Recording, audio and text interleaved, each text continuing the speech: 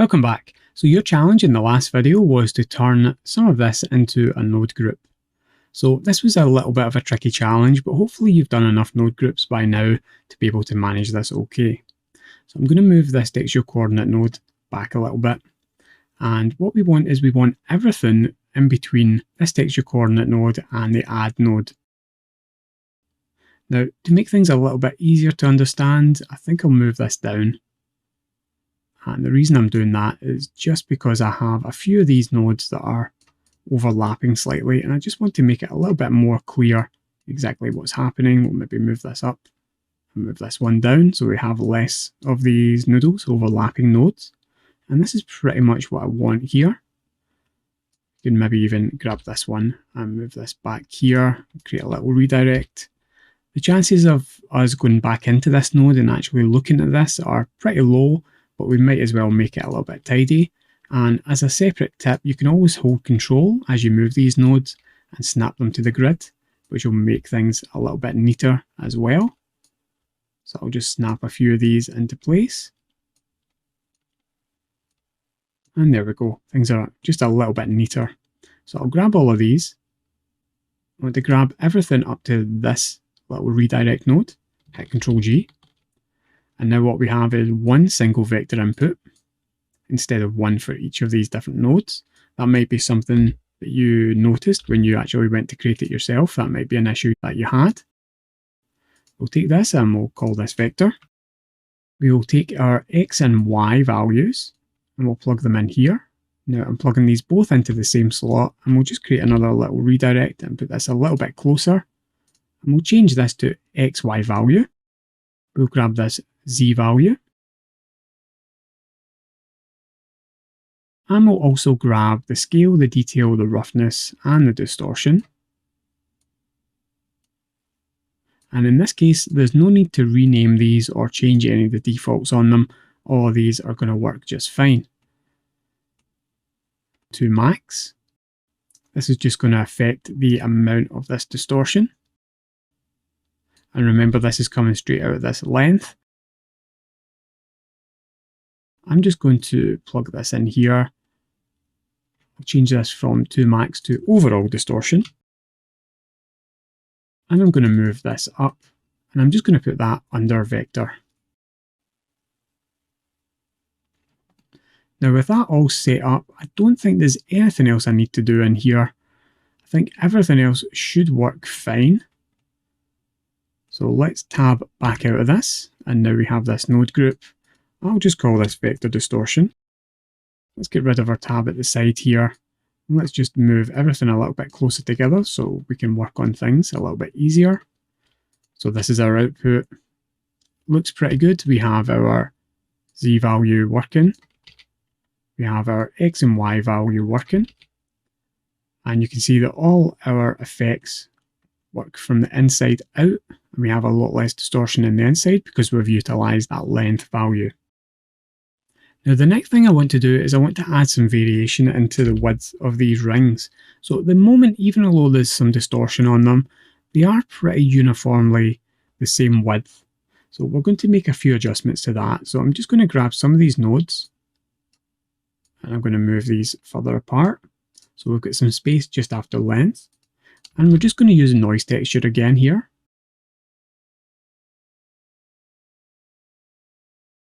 We're going to change this noise texture to 1D, and that gives us this W value. So if we look through this noise, at the moment we don't really see much going on here, but if we increase the W value, we actually get different values.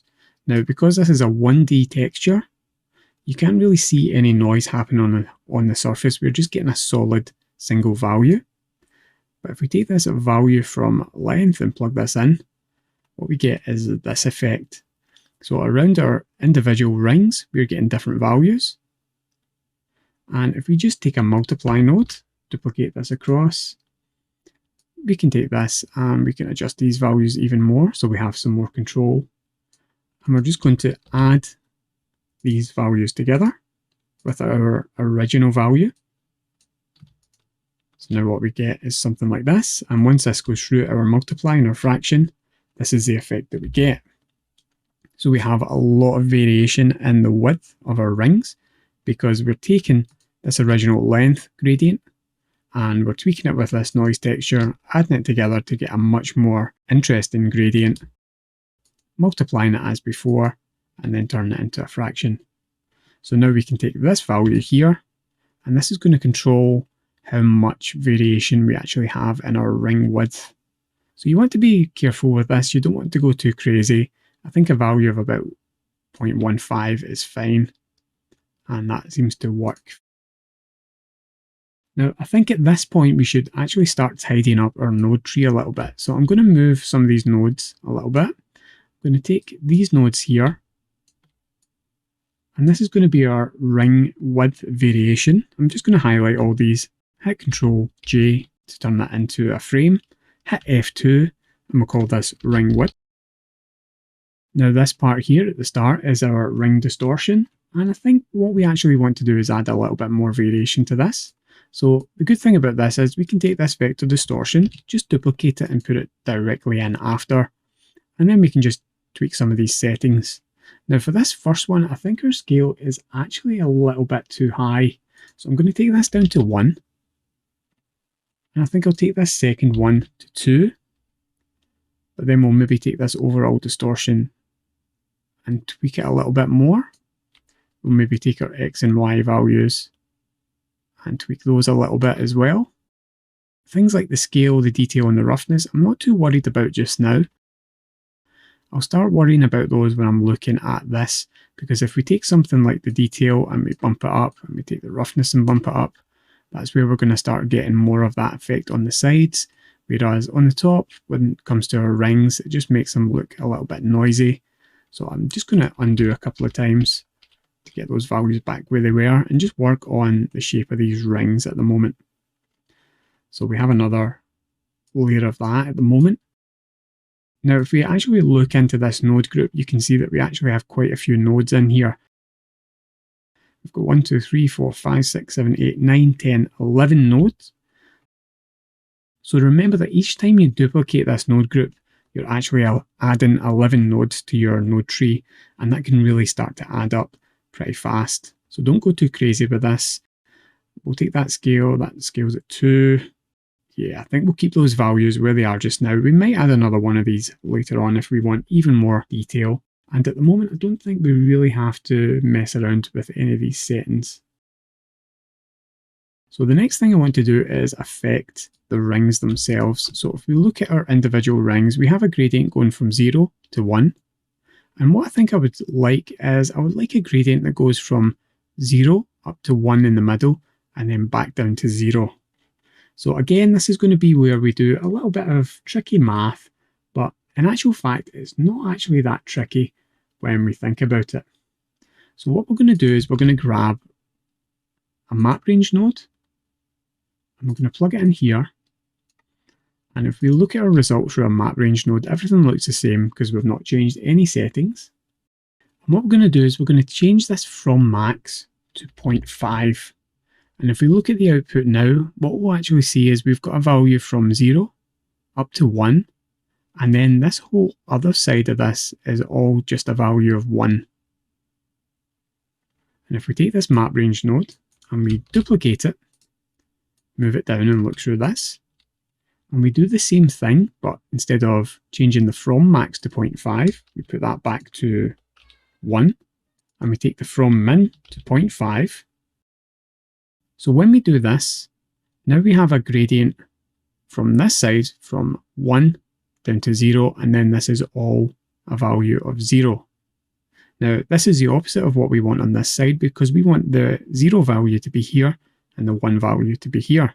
So all we have to do is just invert this, and we can easily do that with a map range node by changing the 2 min to 1 and the 2 max to 0. So now we have these two different gradients, one that's 0 to 1 and then 1 all the way along, and 0 to 1 and then 1 all the way along.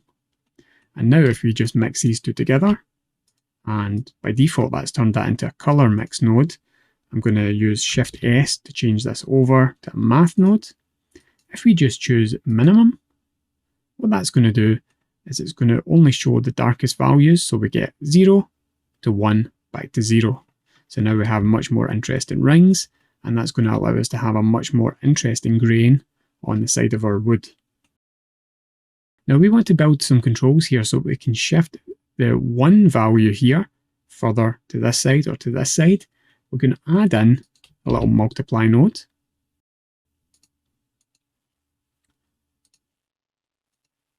We'll make this second value 1. And the value here is 0.5. That's fine. We'll plug it into where we have 0.5 on each of these map range nodes. And then we'll just shift this value, and you can see that we can actually shift the center of that gradient over. Now, one thing that you will notice is once we get to a value of 0, everything goes black. And when we get to a value of 1, everything goes black. So we need to clamp these values so we can't get to that range. And we can just do that by duplicating this node. We'll use Control to pull that across, plug this in, and we're going to change this over to a clamp node. So this is one that we've not really used very much. So I'm looking for clamp here, and for some reason I do not see it on this list, which is a little bit strange. So I'm going to hit spacebar and just type in clamp. And just as a reminder, I set my search setting to spacebar in preferences. You might still have yours set to F3. So now that I've found that clamp node, I've noticed that it's actually within converter clamp.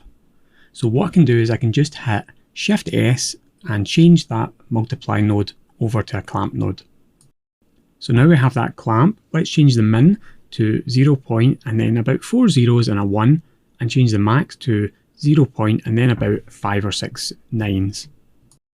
It clamps off at 0.0001. If we put it all the way up, it will clamp off at 0.99999, and we won't get that same effect of going black. So now we have full control over where that gradient is, and we can tweak that if we want it. At the moment, we'll just keep that at 0.5.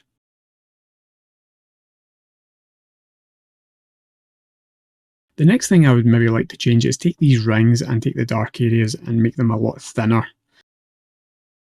And the way I would like to do that is by duplicating this node and just changing this over to power. So as you can see with power, what that will do is it will essentially take what was a linear curve like this, and it will make it more like this. So whereas here we have dark values getting linearly lighter, in this case they get light pretty fast and then tail off. That's why we get a much thinner value there. So I'll just undo that, and we can adjust our exponent as we see fit. If we have this set to 1, it's exactly the same as coming out of minimum. So in this case, we can just use this to control the width of our dark lines. And again, I maybe just want to take this to 0.9 and just affect this slightly, so they're just lightening up just a little bit. And that's just an additional control we can use later on. Okay, it's challenge time. Your challenge in this video is to tidy up your node tree and just test your material as it is. Make sure you understand what some of the different settings that we've set up actually do at this point. Make sure you frame and name those frames to keep your node tree understandable. So stop the video there, have a go at that, and join me in the next video and I'll show you how I would do it, and we'll move on to adding some more variations to our texture, including knots, and also we'll start to add colour to our material. I'll see you then.